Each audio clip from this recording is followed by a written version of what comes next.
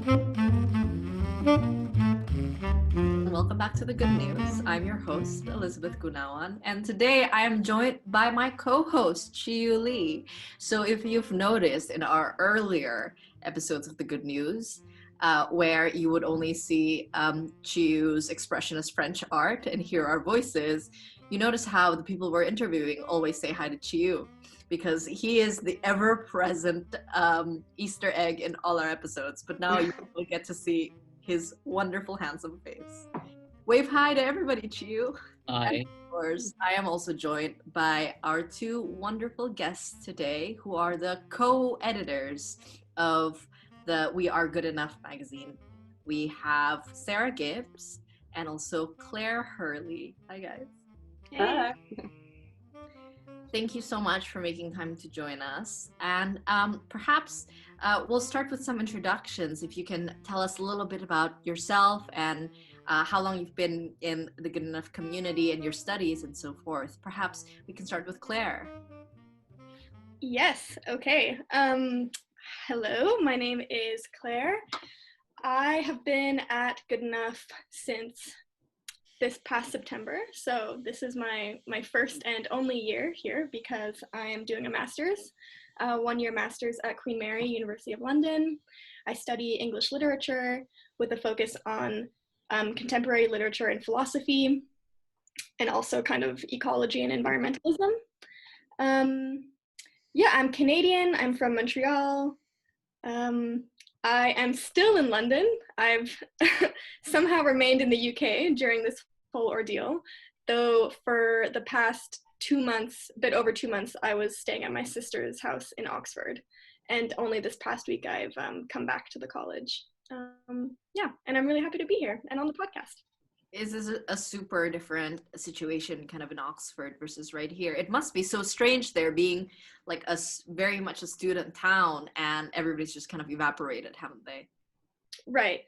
So that's true, but I was in kind of the outskirts of Oxford. So about 20 minutes out, pretty much in the countryside. So it was very, very different from being in London because, you know, we were actually isolated. So in that way, it was really nice. It felt, I kind of escaped a lot of the stress. Yeah, I'm really grateful for that. And tell us a little bit about how you ended up back at the college when everybody else is still going on an exodus. I know, it's kind of like the reverse motion. I think that the people at reception were so shocked to see me kind of roll up back at the college. The way I came back, I guess I just knew that I wanted to stay in the UK. My plan was always to try to stay here and work even after I graduated and left the college. So when everything started kind of going down, I had to really think seriously about what I wanted to do, and I happened to have this kind of special circumstance with my sister living so close by, only an hour away from London.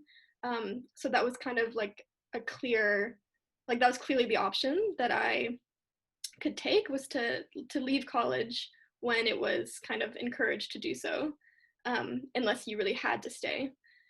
So I kind of sheltered in place in Oxford, and then it was looking like I was going to have to go back to Canada, and I was pretty upset about that. And right before I bought my plane ticket, my mother actually convinced me to send an email to Caroline just to see if it was in any way possible that, you know, when it was safe and secure, if I could come back to the college. And I was convinced that it was going to be impossible. But then I sent the email, and within 15 minutes, I got a response saying, yeah, sure, come back. So I came back. So if anybody sees Claire across the quad in London House, it is not a mirage. She is actually me. Please say hi. Yeah. We also have Sarah. Yeah, hi Elizabeth, hi Chi. I am in a somewhat different situation. I'm the other half of this Canadian dynamic duo. I'm in Calgary in Western Canada right now, which is my hometown. I had not initially intended to come back necessarily to Canada. I'm in the third year of my PhD in English literature at UCL, and was intending to stay at the college really until September 2020. However, when we kind of got some messages from the college saying, if you can go, please go, I kind of discussed it with my family. We weighed the pros and cons, and ultimately I decided, well, especially seeing as I had kind of an ideal self-isolation room if people needed it. I was away at the end of a corridor, and I figured if it might be nice to vacate it if it was needed by some of the other crew. So yeah, I basically, after 2.5 years at the college, I moved in September 2017. I moved out in about 2 days, so it was a very sort of very swift, very brutal, very like only keep it if you really need it. I only had about 3 suitcases that I could fill, most of which, so basically I came out to Canada with suitcases full of books and like a thin layer of clothes. So thank God we're in isolation, because really my fashion choices right now are very limited. So yeah, if anybody sees people walking around with really nice black tank tops, those are mine. I left them downstairs. You're welcome.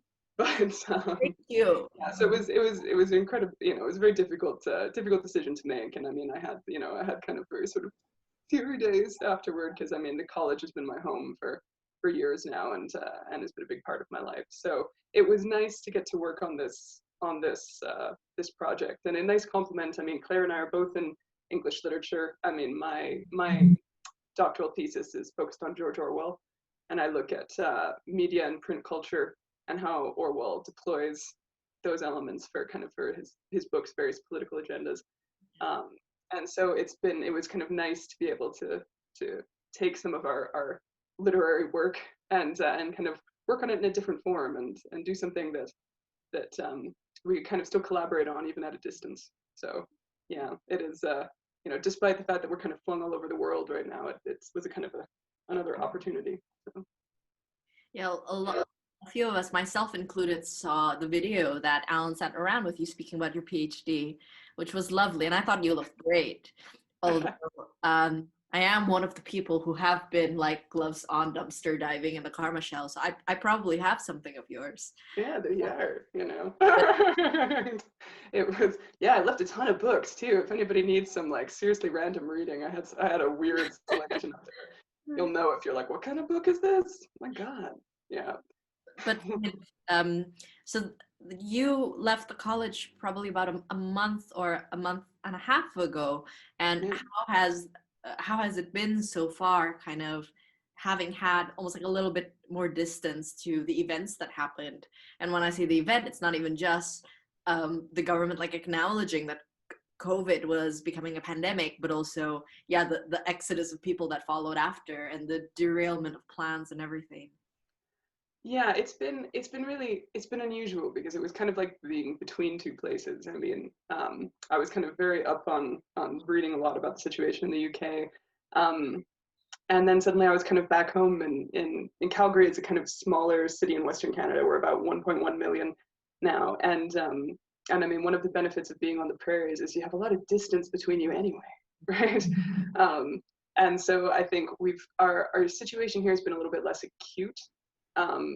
It's been, everybody's having the same sort of problems with kind of adjusting to it, but it's been strange because I've been kind of, sort of a foot in both sides, because both worlds really, because it was, I'm still, like so many of my friends are still at college, and and I have family in the UK as well. And so I kind of, I was catching up with one of my friends on Friday, and we were kind of, discussing the various government things. And then I'm also kind of considering the situation here. So yeah, and it's been kind of tough, seeing just kind of, finishing up things at the college, wrapping things up. It was, I think it's this, for us, I mean, I'm very much hoping for everyone that stayed, that kind of things will settle over the summer, and there'll be kind of a bit of a return to some of the things that make the college great. I mean, it's a great place regardless, but, it has such a wonderful social environment. It is such a kind of a warm atmosphere. So I do hope for people that will kind of, before everybody finishes off their term, if they're there for a year, that does kind of come back. So something we always say also at the podcast is that we try to make it really clear that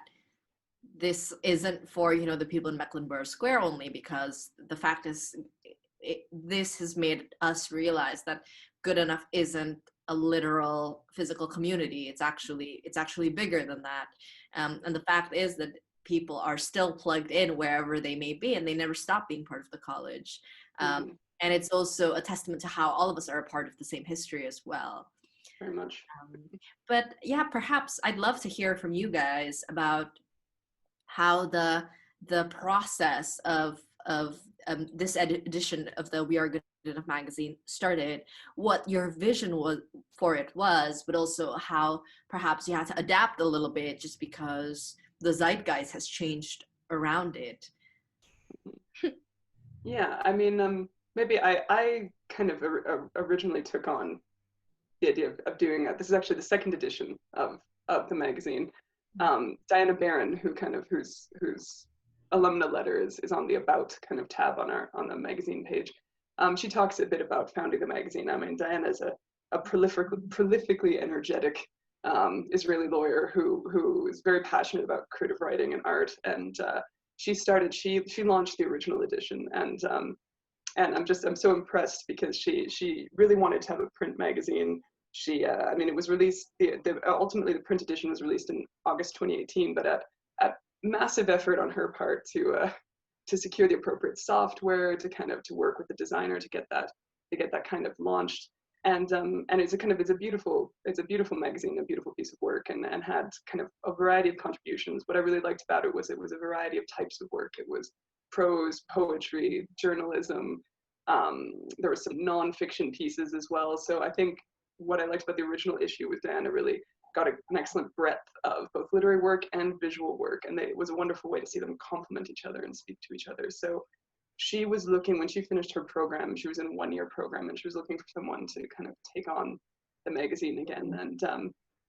And I said, I'd be happy to kind of look into it and see what we could do for producing another issue. I then also decided to organize UCL's first George Orwell conference. Oh, right. And so that sort of ended up dominating much of my life in 2019. So when I saw Diana again, I was like, I swear I'm on it. I swear I am.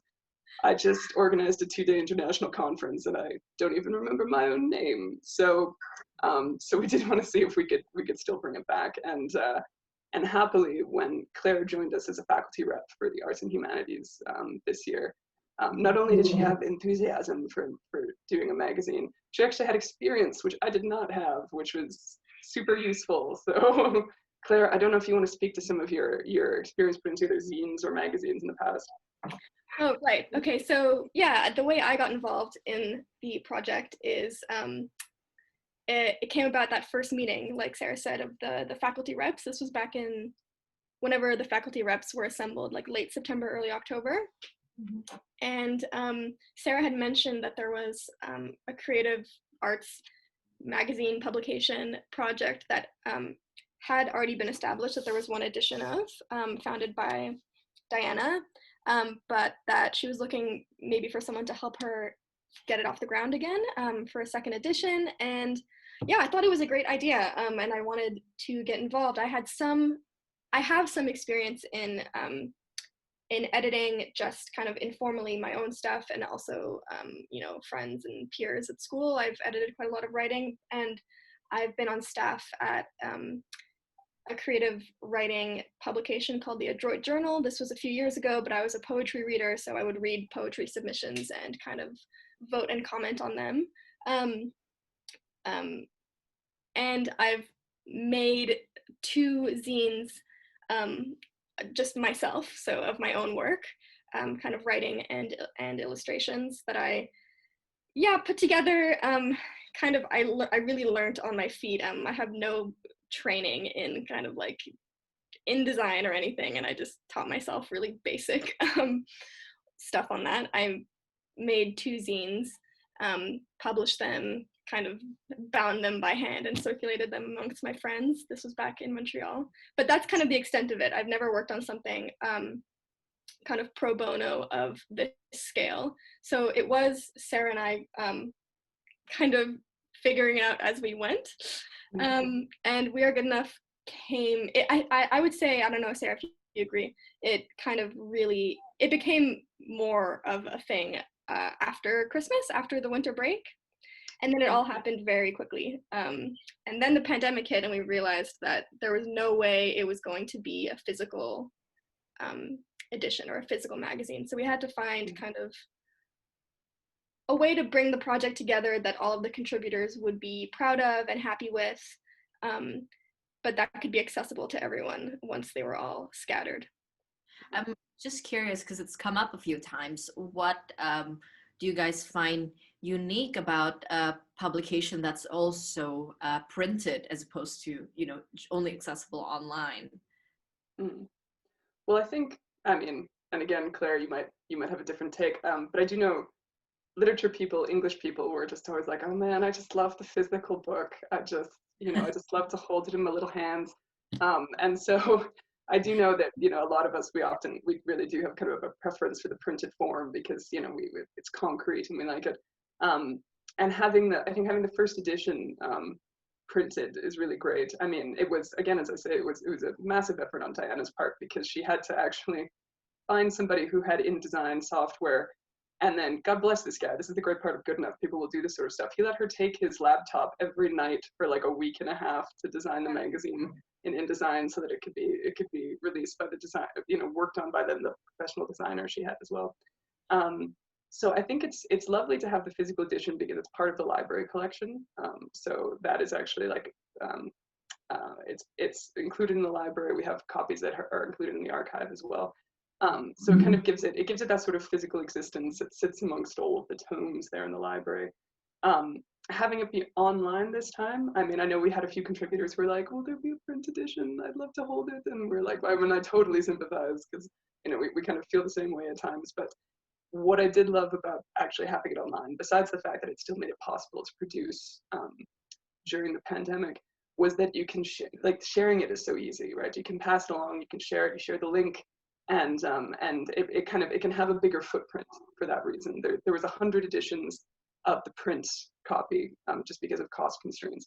But this meant, because it was online, it could go as far and as wide as we wished, and we could share it really widely among the alumni community as well, because they feature very heavily in it also. So yeah, and you can even look at the analytics of the website and be able to see like different parts of the world lighting up of all these people who are reading it. Yeah.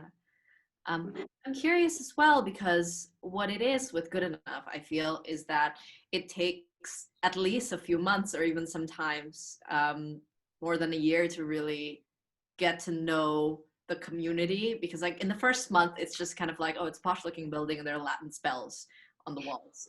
But I'm really curious to hear from you guys, like what you learned about the community from getting all these submissions of people who want to be featured in the magazine, and also the process of creating it.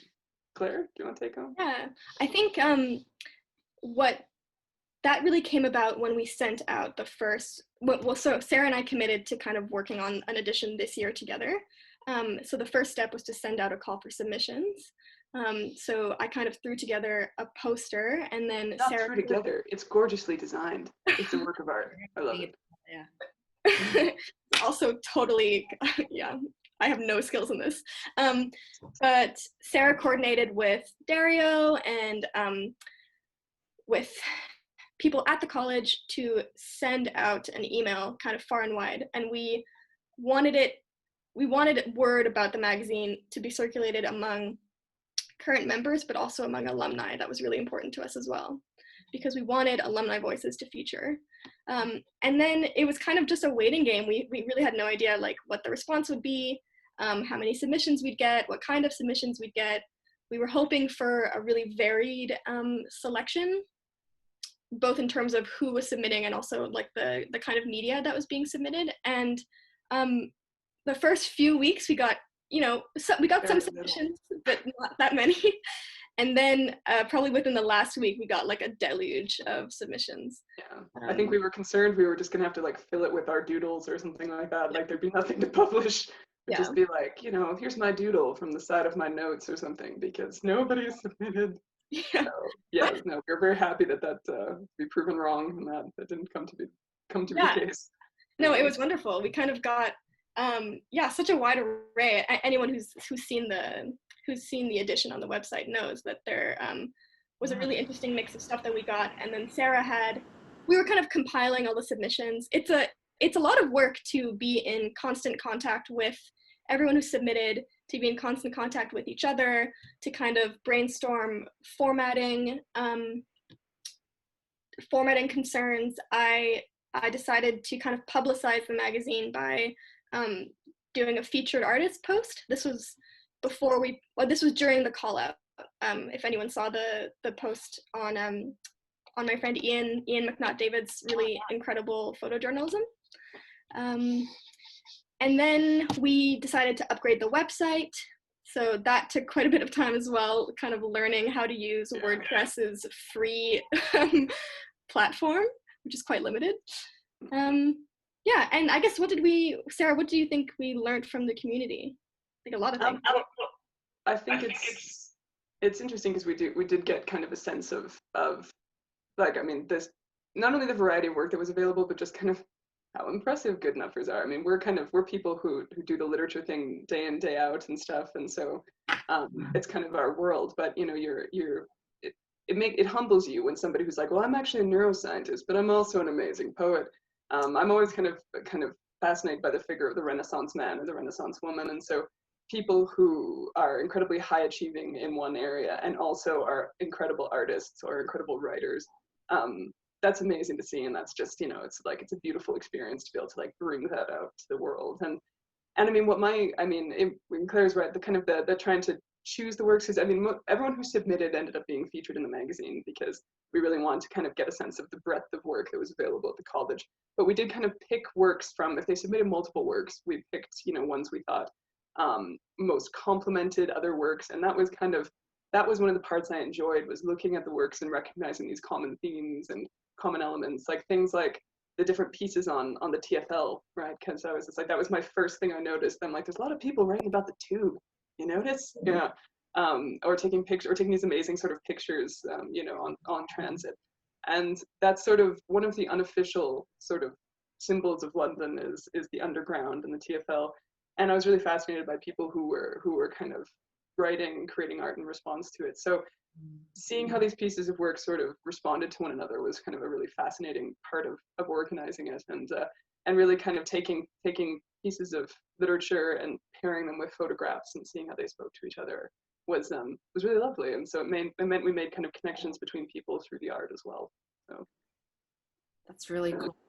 It's funny, Claire, you mentioned Ian. A shout out to Ian, because what he's been doing as well within the Goodenough Facebook community is this series of like creative and artistic challenges that highlight different topics every week, and a lot of members of the college have been taking part. And it's funny, Sarah, that you mentioned this ideals of like the Renaissance man or the Renaissance woman. It was interesting. I think one of the weeks, his creative, like an artist that he was spotlighting was another member of the college, Jasmine, who had illustrated the children's book that several members had authored. And you know, she was an amazing artist and had these great illustrations, and also I think would bake these cakes with all this art on it. So I was like, what? Jasmine is achieving on far too many levels. Like, Jasmine, stop making the rest of us feel so bad about ourselves. Because she's also a pediatric dentist. I was just like, damn, girl. So that's a Renaissance woman today, and I think a lot of people are working on that with their little sourdoughs. Yes. Yeah, that was kind of the idea behind the magazine, was to showcase just like the incredible breadth of creative talents that there are at the college. And something that I think Sarah and I both felt was really important was to make it a very kind of an accessible platform for people to submit their stuff, because generally speaking, it is quite, it can be really intimidating to submit creative work to publications. Especially if you're someone who's not working, like overtly working or studying in a creative field, right? But what the magazine shows is that I don't know the real, like, I haven't checked this for sure, but my impression is that most of the contributors aren't in kind of creative arts fields. So Really? yeah, that's it. They're a minority, and that was super exciting because I think encouraging people to not only be creative and to kind of follow follow through with ideas, but also to share them and to make them public. It was quite it's quite a safe space because this magazine, obviously the link is shareable, anyone can access the website, but it was for and by members, so the community itself is already so welcoming that it just felt like a perfect opportunity to get people to share their stuff. Yeah, and to bring in, I think one of the things Claire and I loved was like getting alumni submissions. We have 2 submissions from people who were at the college in the 1960s. Like, it was incredible. We're like, oh my gosh. And it was wonderful that they're still engaged. They were still super responsive, and they produced like amazing work to submit. And like that was kind of, we love the idea of sort of members past and present, and and also that we do hope somebody wants to take this on, I mean, next year, so that it could be also members' future as well. Yeah, it was just wonderful to see that and see like the span not only of types of work and people and disciplines, but also of span of years at Goodenough. So yeah. Thank you so much, Sarah and Claire. We're going to take a quick break. And if anybody is curious why we're taking a quick break, it's because we're using Zoom, and none of us have reached that part of the quarantine when we would pay for Zoom Premium. So stay tuned.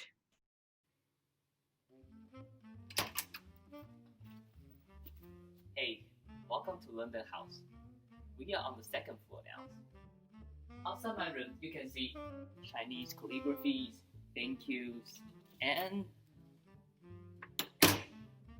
a British flag to show my patriotism.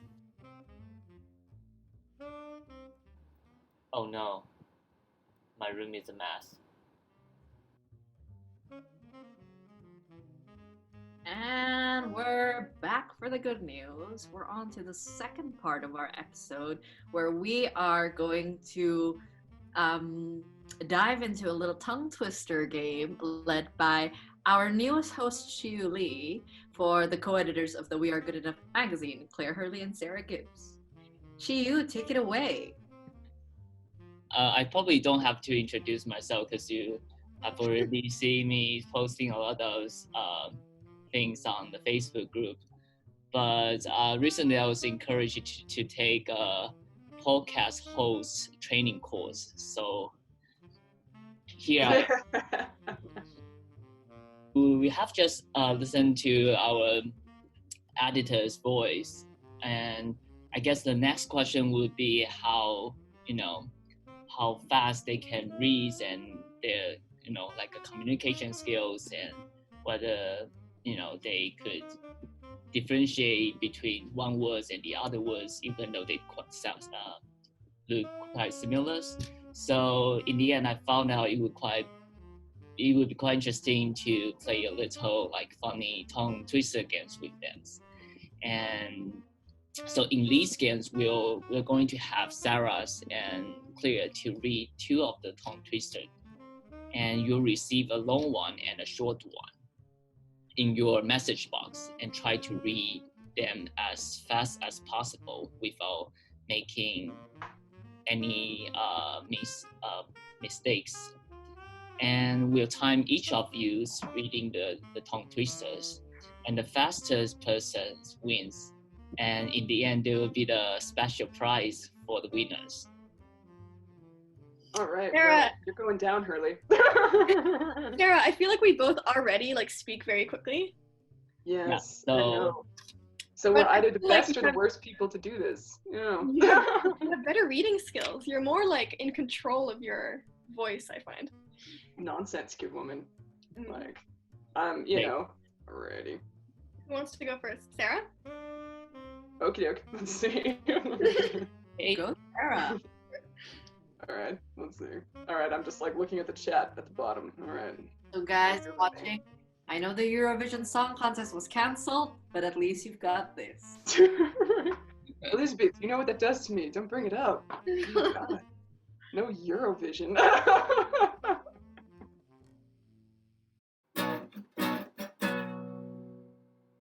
Are you ready? Ready. 3, 2, 1, go. How much wood would a woodchuck chuck? If a woodchuck could chuck wood, he would chuck as much as he could. If a woodchuck could chuck wood. Betty bought some butter, but, said she, the butter's bitter. If I put it in my batter, it will make my batter bitter. But a bit of better butter will make my bitter batter better. So she bought some better, then a bitter butter, put in her bitter batter, made her bitter batter better. So it was better. Betty bought some better butter. Wow. So Sarah spent 22.95 seconds. Woo! Thank you. Sped my London house internet. I didn't hear any of that.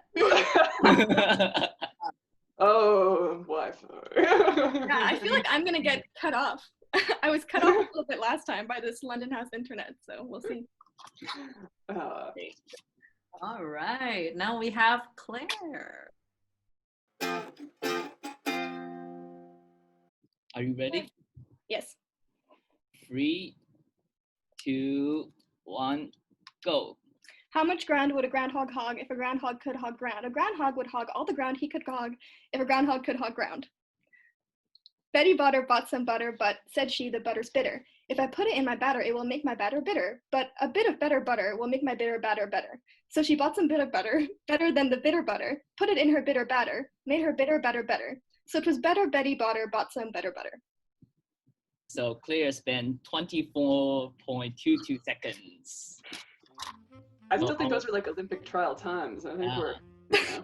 It's Is there an still- Olympic tongue twister team? I was never been good at sports. Because if there was, this is our moment. Yeah, you found our calling. Wow. A sport that can be done through Zoom. Through Zoom. This is the future. Yes, Revenge of the Nerds. We win at last. God. Long exercise. I love it. Impressive. Brava. Okay, So, so Sarah wins. yeah, so our Well, winner but I mean, I is feel like- Sarah. Oh, thank you. But 2-second difference, not right. I think that second one is super tough too. I've never seen that one before. I like Yeah, it. I looked it up online. Epic. Yeah. Epic. A long one. Yeah.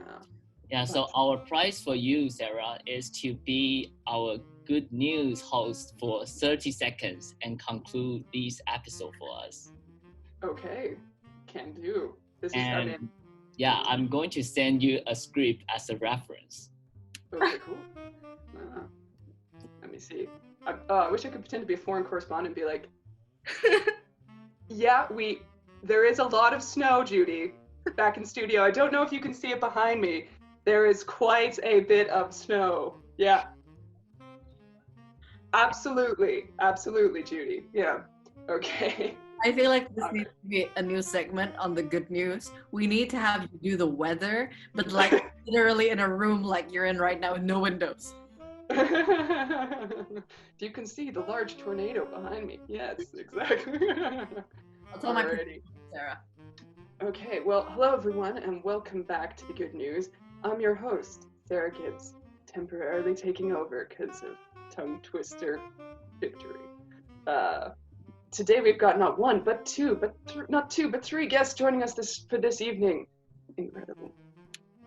All right, it seems that we have talked a lot, so that is all for Good News today. I'm your host, Sarah Gibbs, and thank you so much for watching. See you next week. Good night.